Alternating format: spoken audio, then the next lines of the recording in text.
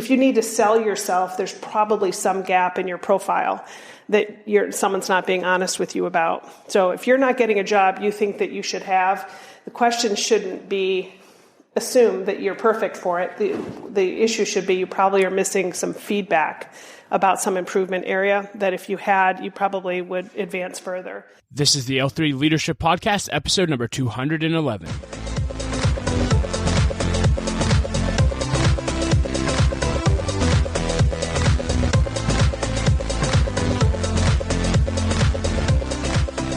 Hey everyone, and welcome to another episode of the L3 Leadership Podcast. My name is Doug Smith, and I am your host. I hope you're doing well.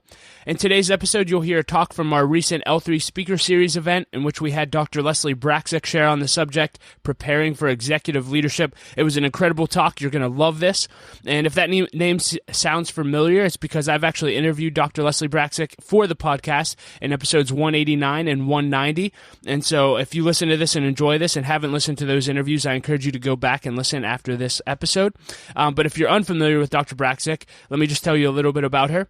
She co-founded My Next Season to provide a bridge for leaders navigating important transitions in their careers and lives, and you'll hear her talk about that in her talk. Prior to launching My Next Season, she co-founded the Continuous Learning Group, a management consulting firm specializing in strategy execution for Fortune 500 companies. She's also a prolific business writer. Leslie recently co-authored the book Your Next Season, Advice for Executives on Transitioning from Intense Careers to Fulfilling Next Seasons. And her other books include Preparing CEOs for Success, What I Wish I Knew, and Unlock Behavior, Unleash Profits, Developing Leadership Behavior that Drives Profitability in Your Organization.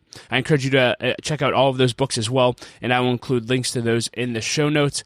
And lastly, Leslie currently serves on the board of Princeton Theological Seminary and Children's Hospital of Pittsburgh. She's just an incredible leader. In our interview, I was just blown away, and I knew we had to have her speak at an event, and she did not disappoint at all. Get your pen and paper out because you are absolutely going to take a ton of notes. She broke her talk into 3 different parts. Part 1, she just focuses on leadership as a whole. Part 2, she focuses on her advice to progress to executive leadership. And in part 3 of her talk, she just gives advice on life.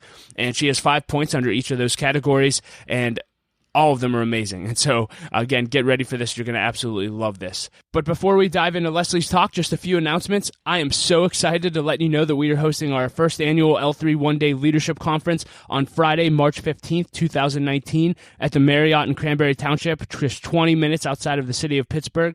Our keynote speakers include Matt Keller, the pastor of Next Level Church in Fort Myers, Florida, Laura Ellsworth, the partner in charge of Global Community Services Initiatives at Jones Day, Dr. Chris Howard, the president of Robert Morris University, and Salim Gubril, who is the executive director of the Pittsburgh Promise. They are all incredible communicators. We also have breakout sessions, a panel discussion lined up, and so much more. And so you can learn more about the conference and register yourself and your team at l3oneday.com. Again, that's l3oneday.com. I can't encourage you enough to plan on attending, plan on bringing your team. It's going to be an incredible day. I also want to thank our sponsor, Alex Toulandon. Alex is a full-time realtor with Keller Williams Realty. And if you're looking to buy or sell a house in the Pittsburgh market, Alex is your guy. He's a member and a supporter of L3 Leadership, and he would love to have an opportunity to connect with you. You can learn more about Alex at pittsburghpropertyshowcase.com. With that being said, let's dive right into Leslie's talk, and I'll be back at the end with a few announcements. And I'm delighted to be with you here today. When I asked what I was supposed to speak on, it was important to me to find out what would be of benefit to you all. And so what I've done is oriented Doug guided me to focus on issues of leadership and how to get to the executive suite and what makes for success and lack of success. So let me just frame this a little bit. I spent 26 years doing consulting work in the leadership strategy execution space, where I was doing leadership development for large corporations, ExxonMobil, Chevron, Texaco, Bell Atlantic, 9X, big companies. And in that context, I did a lot of work on leadership development and succession and became sort of a student of that. So my first book was Unlock Behavior, Unleash Profits, which was very much focused on management techniques and how to lead and motivate people using the science of human behavior. I then began to specialize probably the last 15 years of that in the C-suite succession space. So not by design, but I found myself in being asked to identify and prepare succession candidates, to develop the process and to work with the board, in particular on the first-time CEOs. And that led to a CEO study I did in 2011, where we interviewed 27 sitting CEOs, Johnson & Johnson, Bank of America, Chevron, Bechtel, Pepsi, so large corporations, on what they wish they had known before they became CEO. So in developing a program for CEO successor candidates, I did a benchmark study of what was out there, both in graduate programs as well as in some of the bigger consulting firms. And because I was coaching those individuals, I knew that the real issues that were keeping them up at night weren't really the ones being talked about in a lot of those programs. So I set out and I interviewed those who were sitting CEOs about what they wish they had known and what tripped them up. So that was published in 2011. It's called What I Wish I Knew, Preparing CEOs for Success. So that was kind of what I was doing happily.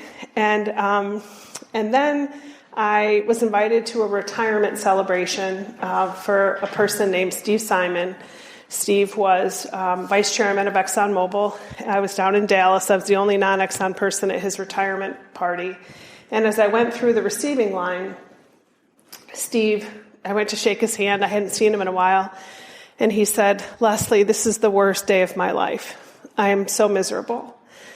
And I thought, oh my gosh, I knew Steve's wife, Susie, adorable. He had beautiful daughters, a great family. He had everything. He was the picture of health. He worked out every day, extremely disciplined leader, extremely disciplined eater, exerciser. So I was like, he's just like, Les, I'm just so unhappy. So I left, and he reached out. I said, call me. So I was Steve's coach when he was the head of refining and supply, and I had been his coach until he got to more senior levels, and then we just were more of a social relationship. So Steve called, and he said, he reiterated his extreme unhappiness, and I said, well, aren't you a Duke grad? Didn't you go to Duke College of Engineering, Pratt School of Engineering? He said, I did. I said, oh my God, they'd kill to have you on their board of advisors. Just call them, and I'm sure they'd love to have you. And so about a month later, he called me. He said, I did what you said. I'm now on the Pratt School Board of Advisors. He said, but they meet once a quarter. So what should I do the rest of my time? And so I was busy with my day job of running the company at the time and being a mom and all of that.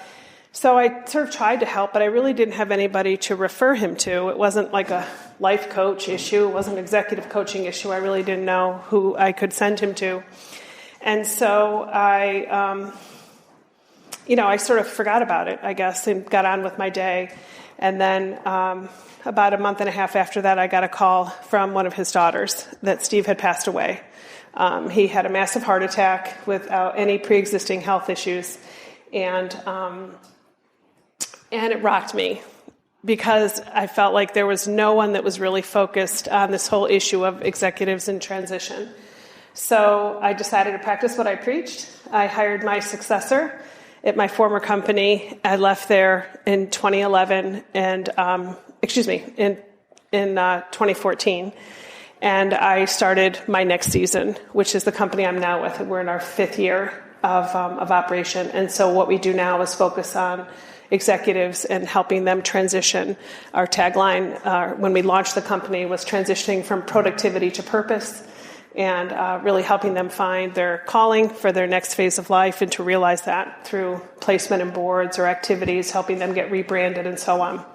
So that's what I'm doing now. And so what I'm going to share with you tonight is I've really bucketed my comments into 3 categories. What are observations that I've made about leadership and what it really takes to be an effective leader? What does it really take to get to the executive suite? And what do I see as different? What keeps people from being successful at that level? And then reflections on life. And I have 5 points for each of those. So I tried to keep it tight and concise, and thought that might be helpful. So on issues of leadership, my first point really is that one's career is only linear when you look in the rearview mirror. A lot of people spend a lot of time imagining what their career should be and what their next job should be. And it's really, I don't think it serves them well, and it would not be my advice. It really only is logical in the rearview mirror. It's not logical when you're looking out front. And so my observation would be to really focus on progressing in your career versus building a resume. And be much less concerned if it's the right job and the job you should be progressing to from a leader, and just simply, beyond your must-haves of what you need to do financially, geographically, obviously you have your certain parameters, is to really find what you love and be great at it. I have never seen someone who is the top of their group at whatever it is, whether it's programming, sales, development, ever be laid off or let go, and more often than not, they are promoted. Companies want great performers, and so it's very important that you love what you do, because otherwise your performance it's going to show through. And so I would say I see an awful lot of obsession about what I should be doing and what's the next job. And my first observation is that career development, it isn't linear on the going forward standpoint. So just focus on really what you love. Related to that, number two is that it really isn't all about you. Contrary to popular belief, it's very much around what you can do for your company. And so I get asked for coaching and advice of young people a lot, and my advice to them is be 100% focused on how you can add value to the organization. And your piece of that will become real. And so if you need to sell yourself, there's probably some gap in your profile that someone's not being honest with you about. So if you're not getting a job you think that you should have, the question shouldn't be assume that you're perfect for it. The issue should be you probably are missing some feedback about some improvement area that if you had, you probably would advance further. So if you want to be a leader and be positioned at a higher level of leadership than what you have right now, show and communicate and demonstrate how you can add value to the organization, because that's really what they're measuring leadership and leadership progression on. Networking is important, but it doesn't trump performance. So just be a high performer and great at what you do, and the rest will follow. It is very helpful to know people. You might gain yourself the opportunity. You won't last if you can't deliver, even if you're well connected to people. Unless, of course, it's a family-owned business and you are a family member. Then that negates everything I just said. Third, leading is just one leg of the stool. I think I have heard and read people kind of bifurcate leadership and management, and I think that's an error. I have never seen a great leader who wasn't also a great manager. And there are jobs that require greater leadership skills than managerial skills, but the pathway to get there is through management. And so it's an artificial separation, in my observation, to sort of to think of that as a binary comparison. Do I work in the business or on the business? You need to do both, and you need to do both well if you want to get to a senior leadership level. It's my observation that effective management really is the essential platform for great leadership. Fourth is you're really only as good as the people around you, so you either have to change the people or change the people. Hallelujah. So the capability of the people around you will be your rate limiter or your rate enabler, but you got to change the people or change the people. So the greatest way to do that is, first of all, change the people, right? Be a great coach and a great developer of others. It'll make you a better parent. It'll make you a better manager and leader. But the first capability that every person should have and hone and develop is to just be really, really good, in particular, at constructive feedback. Because constructive feedback means you're pointing out where the person can improve and you're helping them to be better at it. It's not negative feedback. Negative feedback is just pointing out what's wrong. Constructive feedback is the pairing of where an opportunity for improvement could exist and how they can get there. It is the single greatest capability for leadership progression, is being someone who can really coach people and help them raise their own game. Functional expertise matters. There's a lot of myths out there that you don't need to be great. You just need to be a great manager, but you don't really need to know the business. It's false. It's not true.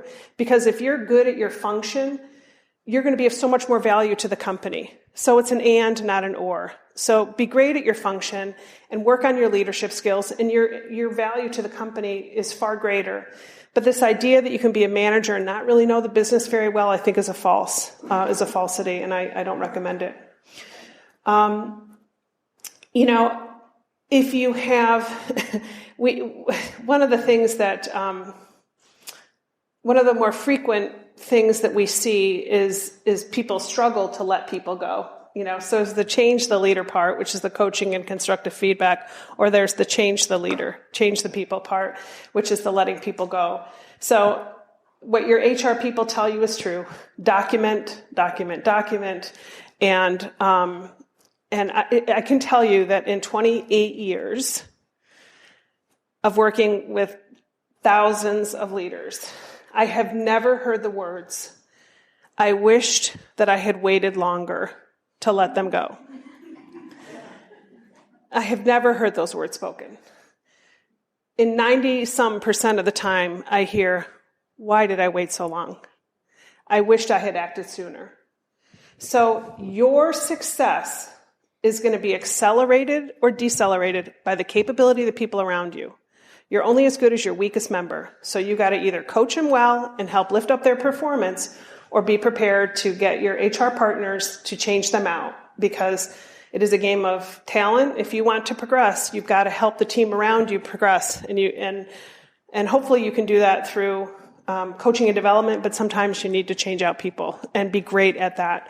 I'm coaching a new CEO currently, and in my sort of intake session with him, he said, "It is my goal that every person I've ever fired wants to have dinner with me within a month or two of being let go."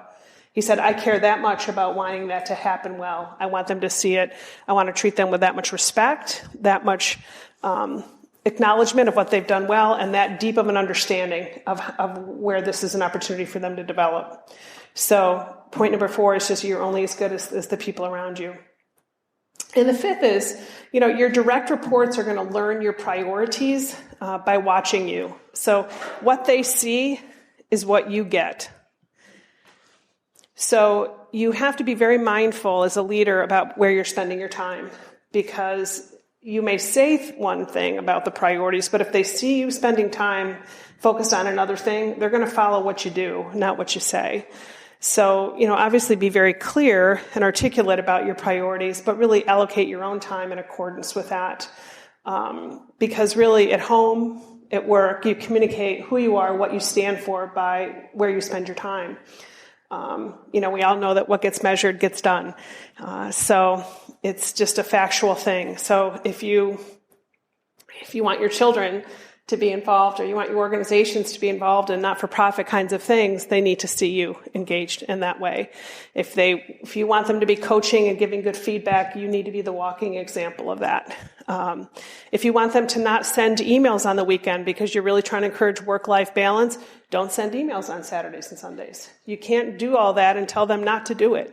They're going to follow your lead. You lead by example, and they're going to do exactly what you do. So just be mindful of that. If you want others to follow, then behave in a particular way. It's the greatest example for that. So those are my 5 reflections on leadership. So in terms of progressing to the executive levels, the most common failure point for executives, for leadership development, is when they go from being a senior level management to a group executive.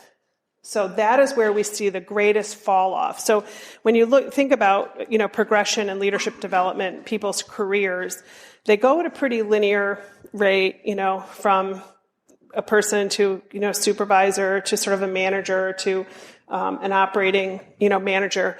But where the fall off in success happens most often is when they become a group executive. They go from managing business plans with clear outcomes and measures to leading through influencing others. And so you're leading through other leaders at a group executive level. And so you make fewer decisions. Your success is because you're championing others and their outcomes. And I call that out because if you want to be a group executive, I go back to the prior point on the importance of being a great coach and developer of people, because you really have to figure out how to lead through others because you are not making the decisions. As a group executive, you make fewer decisions than you do as a line operating executive. It's actually a harder role, even though you have less direct accountability and less direct influence from a number standpoint.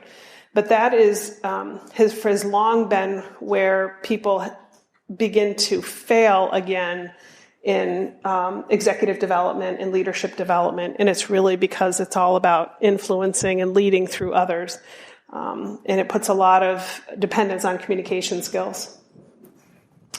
The second on executive development is really that decorum, gravitas, it matters. Executives become icons for their companies. They are the spokespeople, the representatives of the brand. So I don't care what people are saying now, but how you dress and how you come across and your manners and your social skills, they matter.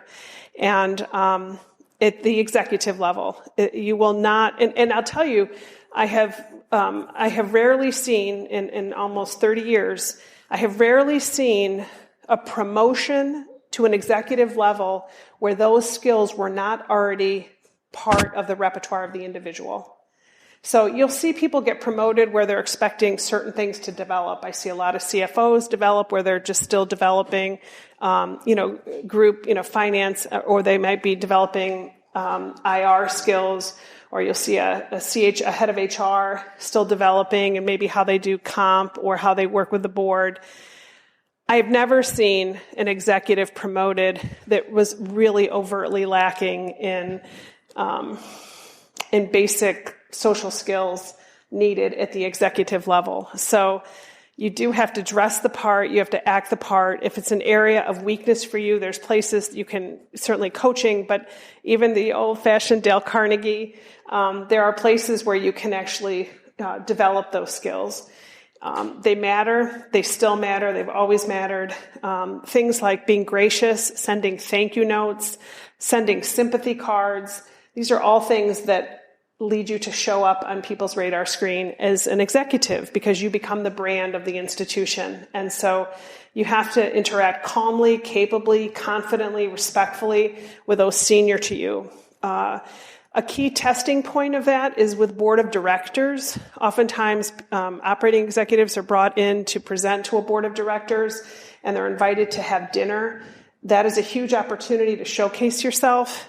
So don't stay quiet or modest or shy because you are being evaluated in that setting. It's not really that they wanted you there for dinner. It's really because they're all staring at you and evaluating you.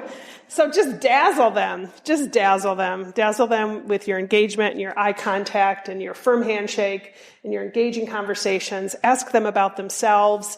Tell them about you. Tell them about the business. You know the business better than anyone. So when you're with those people who are in those very, very senior jobs that are slightly intimidating, just be your best you. You will impress them because nobody knows the business better than you. You wouldn't be at the level you're at if you weren't that great. And just use it as an opportunity to practice those skills. But as a factual matter, executive progression, I would say, requires you to be comfortable.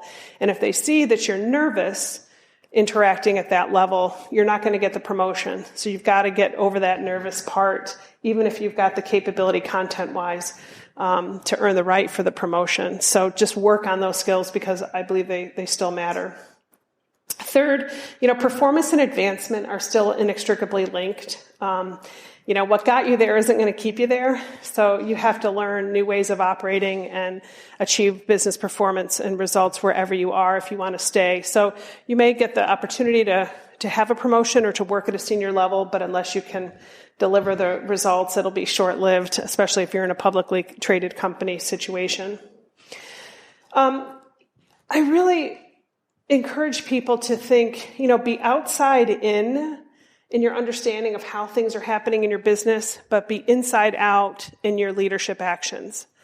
So what I mean by that is, on the outside in, what are our customers saying? What are our competitors doing? What are the analysts talking about with respect to our company? You should know your company from, if you're in a not-for-profit, what are the donors saying about us? What are the people that are using our services saying about us? Your understanding of your organization should be outside in, but your influence should be inside out. So you should be leading the people that serve those customers, work with those clients, so that they are clear and unencumbered in their ability to make a difference and to really contribute meaningfully to the bottom line. Intention and effect aren't the same thing. So people may be very well intended, but the effect of their actions may be very different. And you need to live in the world of effect, not intention.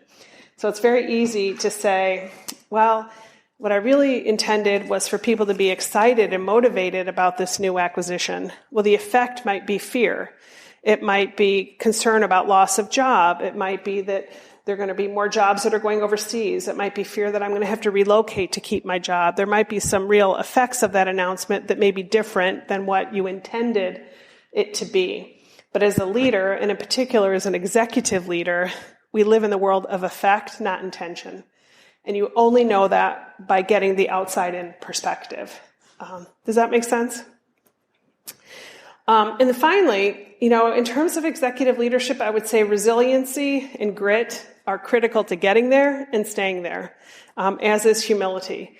Most successful executives have failed at some point in their careers, and they've learned from it. They've repurposed those learnings and into sort of a more successful career. They have grit. Life is hard. Leading is hard. Corporate work is hard, and you often have to persevere under difficult conditions. Whether it's every day we wake up, right, to some new difficult condition that we have to lead under. That could be a natural disaster or an unforeseen human disaster or some market shift or stuff. I mean, it's just a way, and your ability to navigate that in terms of being resilient and having grit is critical at the executive level, because you have to be the pumper who pumps others up. You have to keep the rest of the organization going. It doesn't mean that you don't acknowledge that the situation isn't bad. It just means that you effectively lead through that. You help to create optimism and energy, and and people appreciate humility. I was coaching an executive at a company. He was president of a division, and he was one of the final two successors for CEO succession. And I thought, this is such a slam dunk. I mean, this guy was out of central casting for CEOship. I mean, he looked the part. He was handsome. He ran like 6 miles a day. He had always gotten business results. He integrated every acquisition he ever did perfectly. I mean, this guy was like, I'm telling you, it was like a no-brainer. And the other guy was kind of crusty and could be sort of difficult, knew the business really well, but, person A was beloved by the people. He was everyone's favorite executive. The other guy people kind of were intimidated by him. So anyway, I thought, I don't know why they're having me do this assessment, because I know what they're going to choose. They're going to pick person A. And I was meeting with the executive vice president, his boss, and he informed me that they were going with person B. And I just about fell out of my chair. I was shocked. And I said, why? And they said, Brian has never failed at anything. And we're going into some very strong headwinds on the business. We're going to have to sell off a couple of our divisions. We're probably going to have to close a couple of factories and relocate them in other parts. And I don't think he's ever had to take, he knows how to grow a business, but I don't know that he knows how to take costs out of the business. And I'm not sure he knows how to lead through adversity.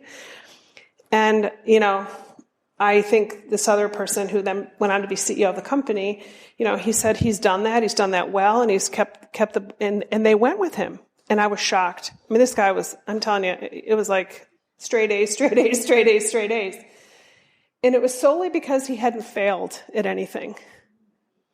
And they didn't know if he had the capability to lead and to lead through failure and adversity, which they knew they were facing. So I always tell people that, our failures, our pain points in our life are really such opportunities if we allow them to shape us and make us better. And don't be afraid to share those. Don't be afraid to openly learn from those and express those to others, because it helps people learn from them. And I've seen this was, a Fortune 50 company, and I've seen big decisions be made with that is the variable most pointed to.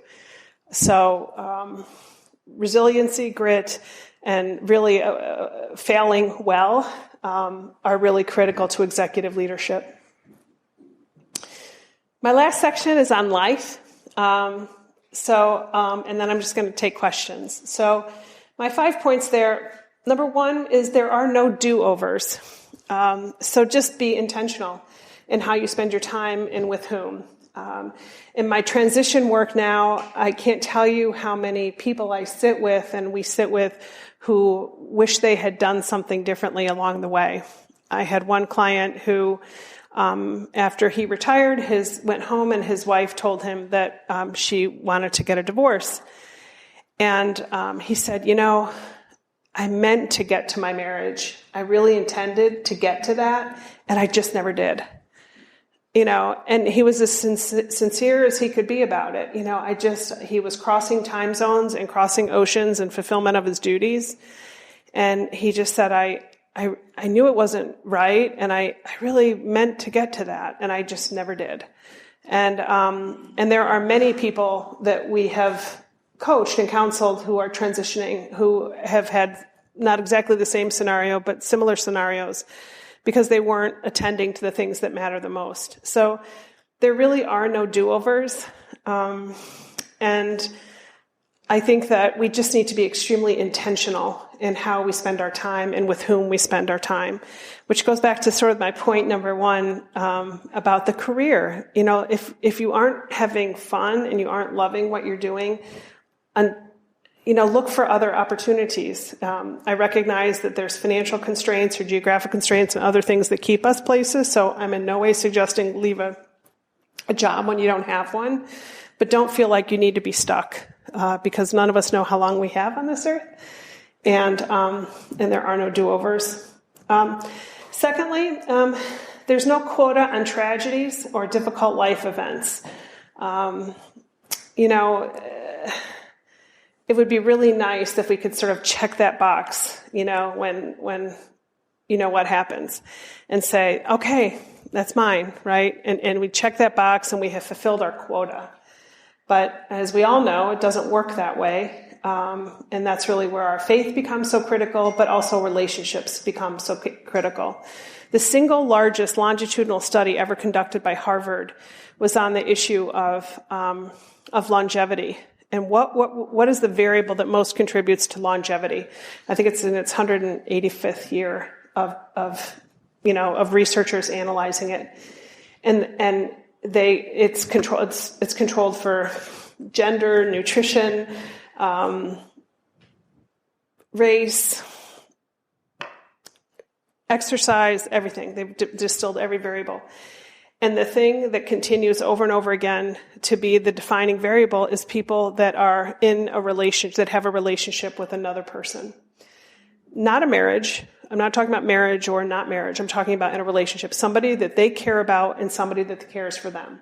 And that they know definitively that there are people that they care about, and they know definitively that there are people that care about them. That is the only variable that has been attributed to longevity.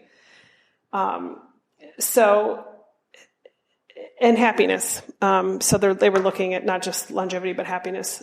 So that's an interesting thing because when we think of really the first point, about there being no do-overs, I think the bad things happen, and the only thing we can rely on really are faith and relationships to help us navigate those, because just having it happen once doesn't mean it's going to happen again. If you've listened to my prior podcast, we lost our second child. She passed away, and I was 32 at the time, and I remember thinking, to that point, I was the youngest PhD out of my doctoral program. I was sort of this super overachiever. I gave up my Diet Pepsi. I only gained my, 15 and a half pounds during my pregnancy. Like, I followed the book. And she was born with a cardiac abnormality, which they repaired. And then ultimately, they found another problem that was incompatible with life. So she died in my arms when she was about a month and a half old. And, you sort of think, when you're sort of wired like I was wired, you think, oh, what did I do wrong? What did I do wrong? Like I kept a journal, I'm one of these type A, you probably have my number by now. And I couldn't attribute it. And then you sort of realize, not everything's under our control.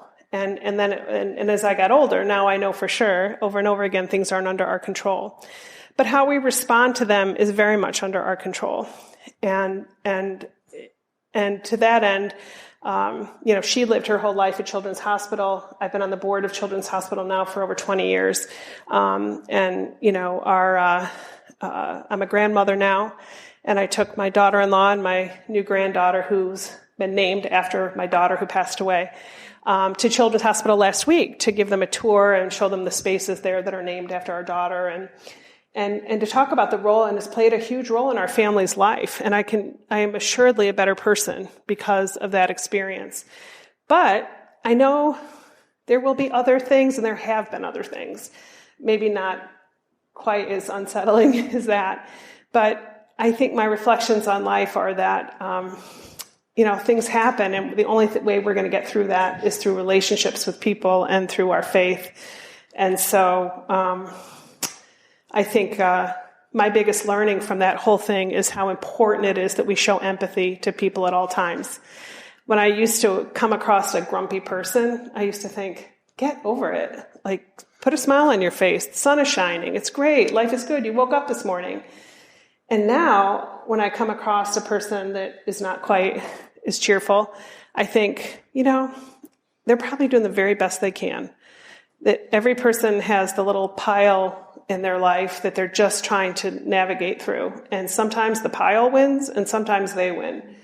But I treat every person, I believe really right now, every person has got their little thing. And some days they win and some days it wins. But if we treat people with empathy, then I think that we can be our best selves, and that will come back to us. So that's my second reflection on life. The third, I would say, is go toward problems, not away from them.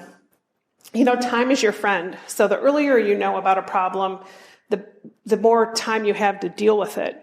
And so if you shoot the messenger, people aren't going to tell you the truth. And then you lose critical time to fix whatever the problem is.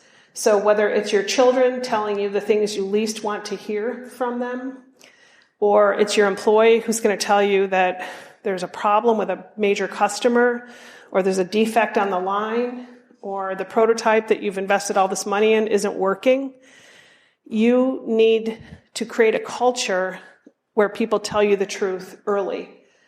And the way I try and help people think of it is separating the behavior of telling from the content of the message that you probably don't want to hear.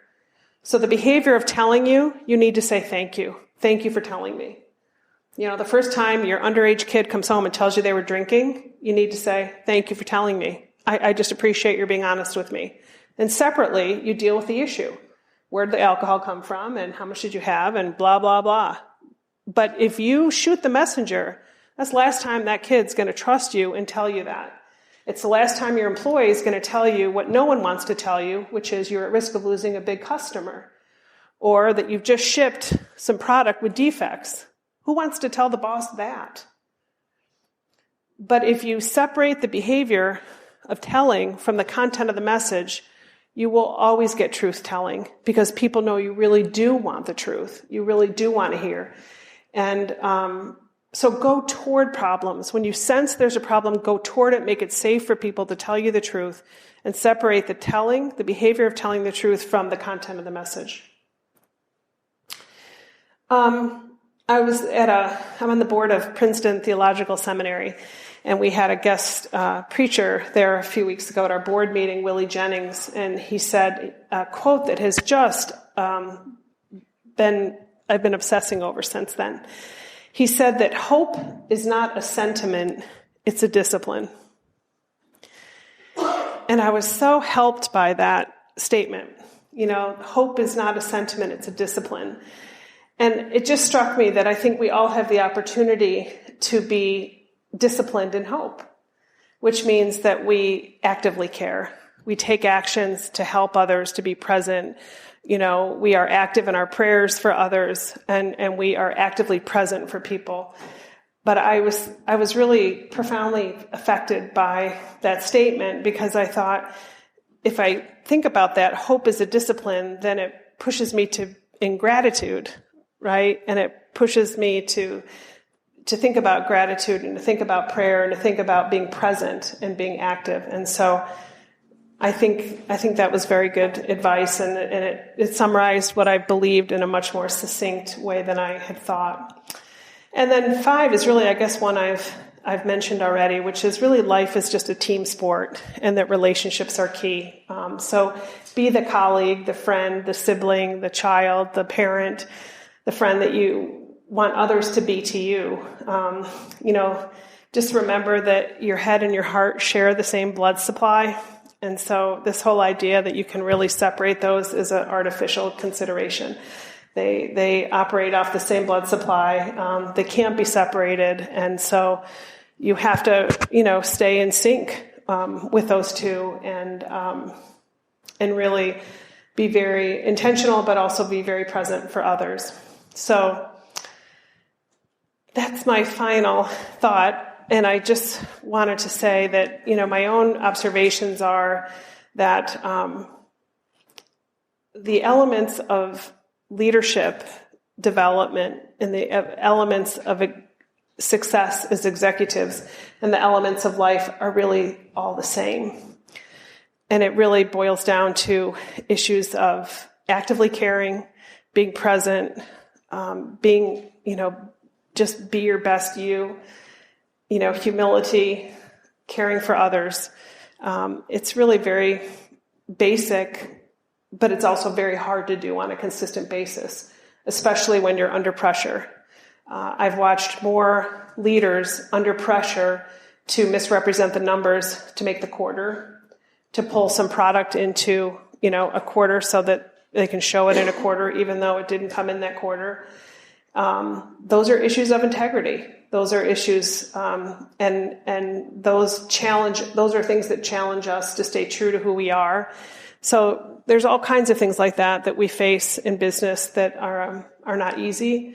But I think if we stay true to our core and we practice that both at home and at work, I think that we can be infinitely more successful. Hey everyone, thank you so much for listening to Leslie's talk. I hope you enjoyed it as much as I did. You can find her notes, ways to connect with her, and links to everything that we discussed in the show notes at l3leadership.org/episode 211. As I mentioned earlier, we have also interviewed Leslie for the podcast, and if you haven't listened to our 2-part interview, I encourage you to go back to episodes number 189 and 190 and listen to those. They're just as incredible as her talk, and they will add a ton of value to your life. I want to thank our sponsor, Henny Jewelers. They are a jeweler owned by my friend and mentor, John Henny. My wife, Laura, and I got our engagement and wedding rings through Henny Jewelers, and we just think they're an incredible company. Not only do they have great jewelry, but they also invest in people. In fact, they give every engaged couple a book to help them prepare for marriage, and we just love that. So if you're in need of a good jeweler, check out hennyjewelers.com. And as always, if you want to stay up to date with everything we're doing here at L3 Leadership, you can sign up for our email list by going to our website at l3leadership.org. And when you sign up for the email list, you'll get a free copy of my ebook, Making the Most of Mentoring, which is my step-by-step process for getting and cultivating mentoring relationships with leaders. As always, I like to end with a quote, and I'll quote Gerald Brooks, who I quote often today. He said this, he said, "If someone looks like an overnight success, then you didn't see all their hard work." I love that. If someone looks like an overnight success, then you didn't see all their hard work. Thank you so much for listening and being a part of L3 Leadership. Laura and I appreciate you so much, and I will talk to you next episode.